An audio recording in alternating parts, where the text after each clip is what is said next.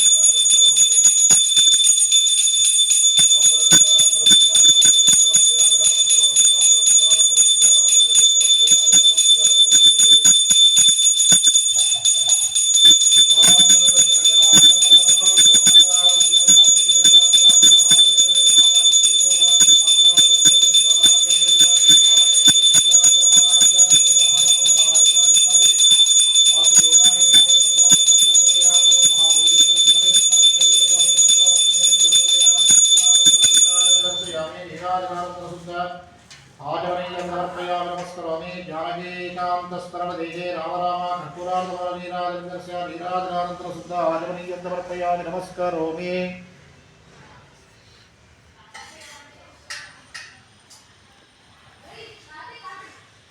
సరే చతుర్థోధ్యాయంలో ఇక వచ్చేసరికి ఆ విధంగా మామాలు అట్లా వస్తుండగా వీళ్ళిద్దరూ సంభాషించుకుంటున్నారు. ఏ విధంగా అంటే మామా మీ యొక్క వ్యాపారం మీ యొక్క వంశం అంటే కేవలం మీరు మాత్రమే చేస్తున్నారా, మీ యొక్క తరతరాలు ఈ యొక్క వ్యాపారం చేస్తున్నారంటే ఎందుకు నాయన ఆ విధంగా అడుగుతున్నా అంటే లేదు మామ ఈ యొక్క వ్యాపారం నిజంగా వృత్తిరీత్యా చేసినట్లయితే ఇంత ద్రవ్యం మనకు మహారాజు గారు మనకు ఇచ్చున్నారు కదా, ఈ ద్రవ్యాన్ని మనం వ్యాపార రీత్యా వృత్తిరీత్యా చేసిన ఎన్ని రోజులు పడుతుందంటే నాయన ఇక నిజంగా మనం ఇక ద్రవ్యాన్ని మనం సంపాదించినట్లయితే 40-50 సంవత్సరాలు పడుతుంది. ఎందుకు నాయన అట్లా అడుగుతున్నామంటే అంటే వృత్తిరీత్యా అంటే ఎందుకు చెప్తున్నా అంటే మామ మనం 6 నెలలు చెరసాలలో మనం శిక్ష అనుభవించి ఇన్ని కష్టాలు పడ్డదు మహారాజు మనల్ని సంతోషించి ఆయన తప్పులను తెలుసుకొని ఇంత ద్రవ్యాన్ని ఇచ్చినాడు. నిజంగా ఈ విధంగా ఆయన ఇస్తాడని తెలిసినట్టయితే ఇంకో 6 నెలల శిక్ష అనుభవించినట్లయితే రెట్టింపు ఇచ్చేవాడు కదా అంటే అవును ఆయన నువ్వు చెప్పింది కూడా వాస్తవం. అంటే వాళ్ళ పైత్యం వెళ్ళిపోయి ఆ ప్రకోపానికి అట్లా జరిగిందనమాట. అంటే ఆ ధనం చూడటంతో మాట కూడా ఆ విధంగా మనస్సు యొక్క స్థితిగతులు దాటి ఆ విధంగా వాళ్ళు సంభాషించుకున్నారు.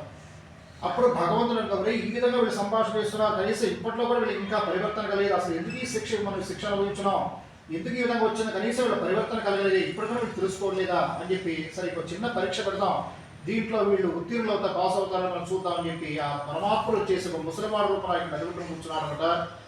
కూర్చొని ఉండగా పాపం భగవంతుడు ఈ రూపంలో ఉన్న వాళ్ళకి తెలియదు అనమాట. వాళ్ళు వస్తున్నటువంటి ఆ యొక్క మామాలను ఇద్దరు ఉద్దేశించిన ఆయన మీకు నేను అవతల గ్రామానికి వెళ్ళాలి, కాస్త మీ యొక్క పడవలో చోటుందా, నేను కూడా రావచ్చా అంటే అప్పుడు మామాలు కులమహాలు చూస్తున్న మామ ఇతను వయస్సు పైబడిన వాడు పెద్దవాడు కదా అని చెప్పి మనం జాలి తెచ్చి మన పడవలో ఎక్కించుకున్నట్లయితే మనం ఆదమర్చి ఉన్న సమయంలో అతని చేతిలో ఉన్న కర్రను తీసుకున్న తల మీద వారి యొక్క ధనాన్ని మొత్తం అమోరించుకుపోతాడు.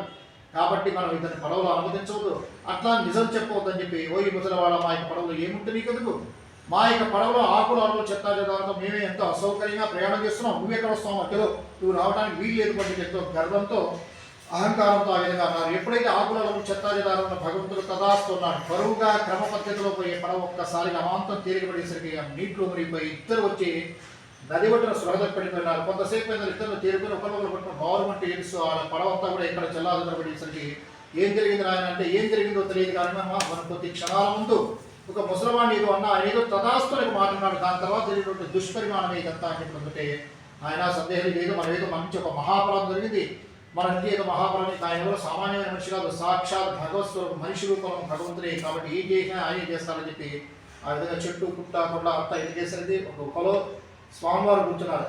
నాయన మీరెవరో తెలియక, మీ యొక్క శక్తి తెలియక, కనీసం మానవత్వం కూడా బట్టి అమానుషంగా మీద ప్రవర్తించిన మా యొక్క తప్పు సలహా మన్నించండి చెప్పి పరిపరి విధాల పశ్చాత్తాపంగా భగవంతుని ధ్యానం చేసరికి వెంటనే ఆ స్వామివారి నిజరూపాన్ని నుంచి ఇహ నుంచైనా సత్య మార్గాన్ని అనుసరించండి, సత్యంని పలకండి అని చెప్పి వాళ్ళ యొక్క ద్రవ్యాలు వాళ్ళకి వచ్చి అనుగ్రహించి వాళ్ళని ఆ విధంగా ఆశీర్వదించబడుతున్నారు. ఆ విధంగా భగవంతుడి యొక్క అనుగ్రహాన్ని పొంది ఆ విధంగా వాళ్ళు వస్తుండగా ఇంటి దగ్గర ఈ యొక్క తల్లి లీలావతి కళావతి చక్కగా వ్రతాన్ని ప్రారంభం చేసి ఏదైతే పంచమోధ్యాయం అధ్యాయం మనం షష్టమోధ్యాయం సప్తమోధ్యాయం ఏదైతే అనుకున్నామో ఆఖరి అధ్యాయం పూర్తయ్యే సమయానికి కొద్దిసేపు ఒక దూత పరిగెత్తుకుంటూ వచ్చమ్మా ఇది ఏమైపోతుంది తల్లి ఈ సమాచారం ఈ భర్త గారు అల్లుడు గారు మరి కొద్దిసేపులో వాళ్ళు వస్తున్నారమ్మా ఎప్పుడు తిన్నారు ఏం తిన్నారు కాబట్టి వ్రతం తొందరగా ముగించుకోండి వెంటనే వాళ్ళకి వెళ్ళి స్వాగతం పలకండి ఈ రోజు కాబట్టి రేపైనా మీరు శ్రద్ధగా కూర్చొని చేయవచ్చు అని చెప్తుంది. అప్పుడు దాకుండా భక్తి ఒక్కసారిగా సర్వనాశనం అయిపోయింది. అయ్యో ఇన్ని కష్టాల పరమాత్మ మనకి ఈ వ్రతాన్ని చెప్పున్నాడు, ఈ వ్రతం చెప్పి కాస్తలో పూర్చినట్టు మనం అయిపోయింది అనుకోకుండా మనసులో ఒక చంచలమైనటువంటి స్వభావం వచ్చింది. అంటే ఎప్పుడు కూడా అయిపోతుందా ఈ వ్రతం, ఎప్పుడు లేస్తావా,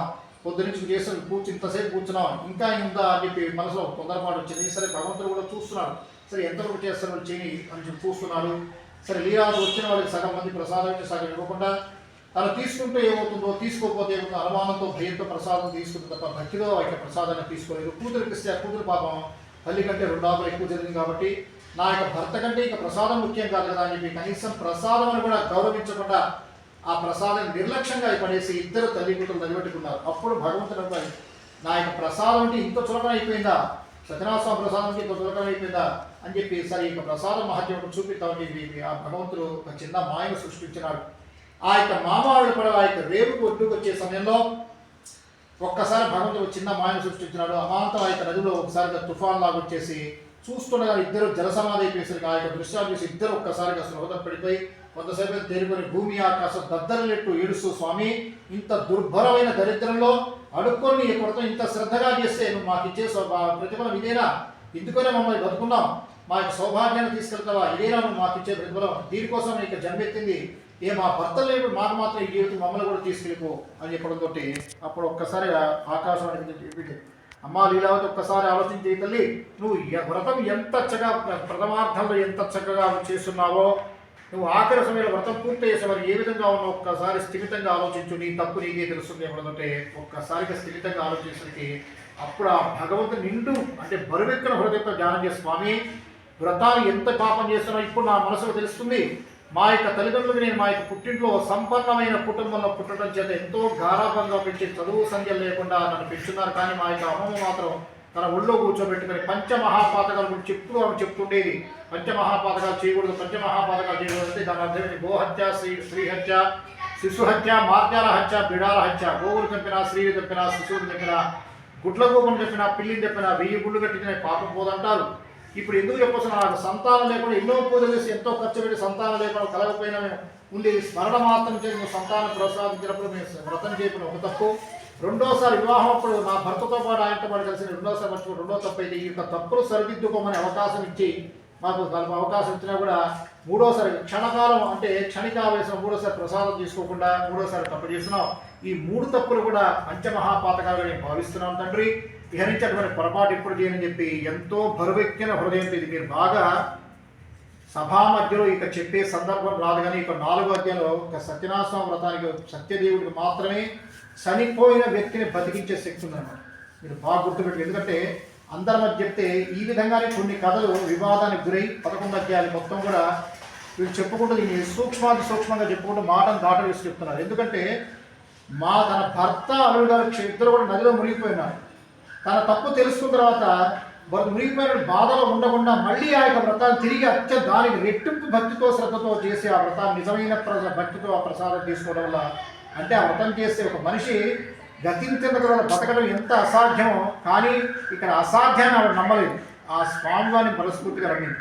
అదే భక్తి అన్నమాట. అంటే ఆ భక్తి అంత ఉన్మాద స్థితికి చేరినప్పుడే ఆ స్వామివారి దగ్గర నుంచి మనం ప్రతిఫలం ఆశించాలన్నమాట. అంతేగాని మనం ఏదో చేసామంటే చేసాం మాట కానీ మేము అనుకున్నది అవ్వలేదని మాత్రం అంటే అది కేవలం చూపులకి అశ్రద్ధ పూజ అవుతుంది తప్ప నిజానికి పూజే కాదనమాట. అంటే అంత ఇది జరిగినా కూడా తిరిగి అంత గొప్ప భక్తులు అనమాట. ఎందుకంటే వాళ్ళంతా కూడా కాలజన్ములు. వ్రతం తప్పు చేసి ఉండొచ్చు కానీ చేసిన తప్పును సరిదిద్దుకోవడంలో ఆ నమ్మకాన్ని తిరిగి మళ్ళీ పెట్టుకొని ఆ నదిబట్టను మళ్ళీ తల్లి పుట్టలు నిజమైన భక్తితో ఆ వ్రతాన్ని చేసి ఆ ప్రసాదం తీసుకోవడం వల్ల తిరిగి తన యొక్క భర్త గారు అల్లుడు గారు తిరిగి క్షేమంగా తిరిగి వచ్చారు. అప్పటి నుంచి ఆ వ్రతాన్ని ఇప్పుడు కూడా మర్చిపోకుండా ఆచంద్ర తారాటం జీవించి ఉన్నందుగా ఈ వ్రతం చేసి అంత్యమన ఆ భగవంతుడి యొక్క అనుగ్రహం వల్ల మోక్ష సామ్రాజ్యానికి వెళ్ళున్నారు. జయ శ్రీ రమాసైక శ్రీ వీరవంకట సత్యనారాయణ స్వామికి జై.